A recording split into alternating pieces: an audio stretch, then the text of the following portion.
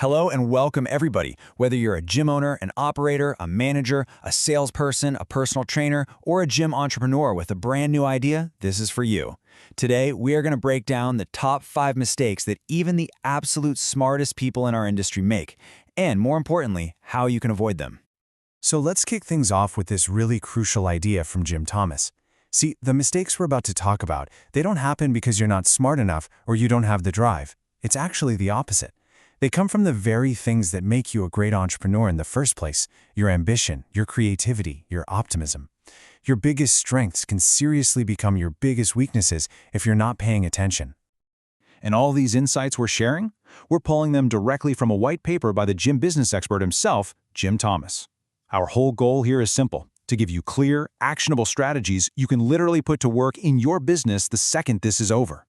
And speaking of putting things to work, for those of you out there looking to open a new gym, maybe acquire an existing one, or you just need some working capital to scale, we can help you with funding options up to $500K. The best part? It's unsecured, and there are no restrictions on how you use it. You can check that out over at fmconsulting.net.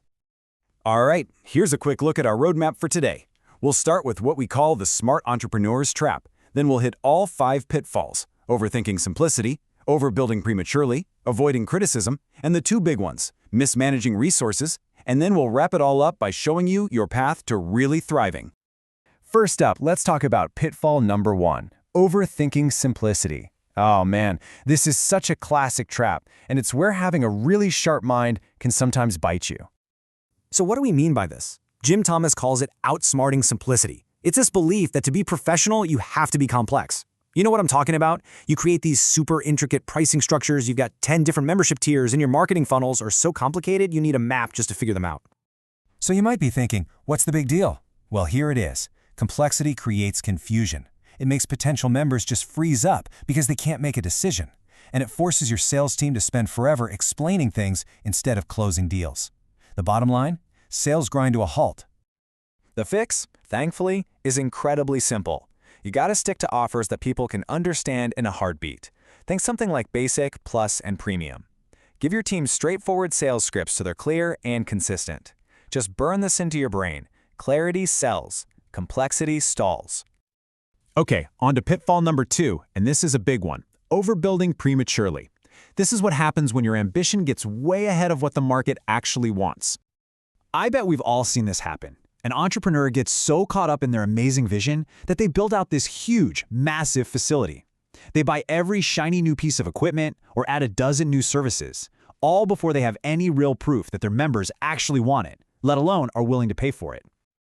And what's the real danger here? It's all about your cash flow. You end up tying up a ton of your capital in rent, in equipment, and long-term commitments, and it just drains your bank account dry before the revenue is there to support it. You're basically making a huge bet based on your ego, not on actual data.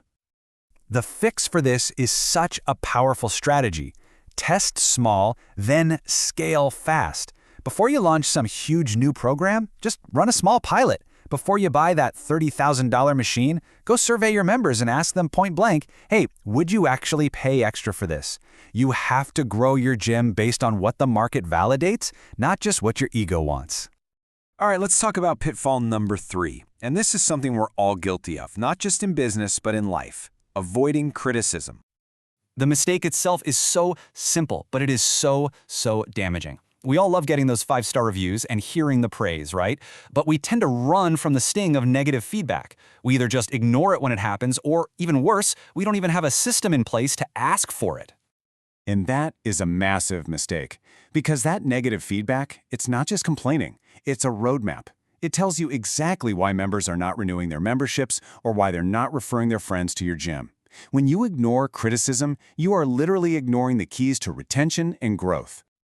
So the fix here is really a mindset shift. You have to start looking at criticism as free consulting from the most important people in your world, your members. Train your staff to capture that feedback in the moment, right there on the gym floor, and make it a habit to regularly ask one simple, powerful question: what is one thing we could be doing better?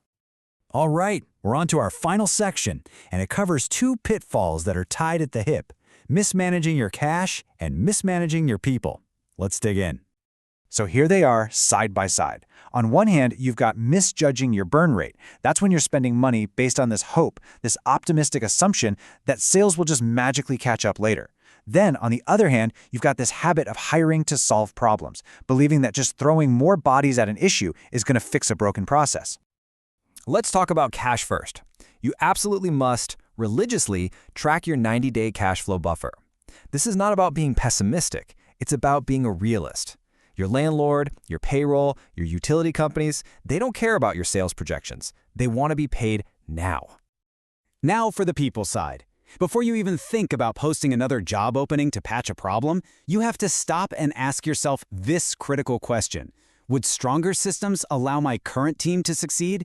Because if the answer is yes, guess what? You don't have a people problem. You have a systems problem. So the fix for both of these comes down to discipline. You need to know your monthly break-even point like the back of your hand. Use conservative financial forecasts, not hopeful ones. And most importantly, fix your systems first. Then, and only then, you go out and hire great people to run those great systems. Okay, so we have covered the 5 biggest pitfalls that can trap even the most brilliant gym entrepreneurs. So, what's the solution? It's not about being less ambitious. It's not about thinking smaller. It is all about thinking sharper. Now here it is, your path to thriving, all laid out. Embrace simplicity. Test everything before you build it out. Genuinely value your member feedback, the good and the bad. Be disciplined with your cash flow, and strengthen your systems before you start staffing up. So, as we wrap things up here, I want to leave you with a question. I want you to really think about your own business. Looking at this list we just went through, which one of these 5 pitfalls are you going to commit to fixing first? And if you want expert help turning your gym around, don't hesitate to contact Jim Thomas directly. You can call him at 214-629-7223, or you can shoot him an email at jthomas@fmconsulting.net. And please be sure to check out our sponsor, Gym Business Manager. They've got the best gym software out there. You can find them at gymbusinessmanager.com. Thanks so much for tuning in.